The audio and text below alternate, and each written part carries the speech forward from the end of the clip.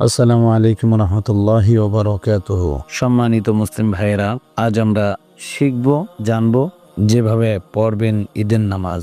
সে ব্যাপারে আমরা খুব অল্প সময়ের মধ্যে শিখব ইনশাআল্লাহ। আমরা যখন প্রথম নিয়ত বাঁধব, যেটা প্রথম তাকবীর, তারপর সানা পড়ব। সানার পর 3 তাকবীর, তৃতীয় তাকবীর বলার পর হাত বাঁধব।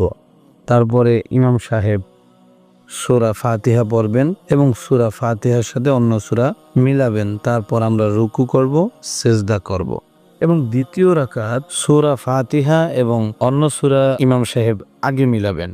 যদি আমরা লক্ষ্য করি, প্রথম রাকাতে আগে আমরা তাকবীর বেঁধেছি, তারপর সানা পড়েছি, তারপর প্রথম তাকবীর, দ্বিতীয় তাকবীর, তৃতীয় তাকবীর বলে হাত বাঁধার পরে সূরা ফাতিহা পড়েছেন, তারপর সূরা মিলিয়েছেন। কিন্তু দ্বিতীয় তাকবীরে হবে কি, আগে ইমাম সাহেব সূরা ফাতিহা এবং অন্য সূরা মিলাবেন, তারপর প্রথম তাকবীর, দ্বিতীয় তাকবীর এবং তৃতীয় তাকবীর বলার পরে হাত ছেড়ে দিবেন। তারপরে রুকুতে যাব এবং রুকু থেকে উঠে তারপর সেজদা এবং তারপরে যথানিয়মে বৈঠকের পরে সালাম ফিরাবো। যদি ভিডিওটি ভালো লাগে অবশ্যই শেয়ার করে দিবেন। আসসালামু আলাইকুম ওয়া রাহমাতুল্লাহ।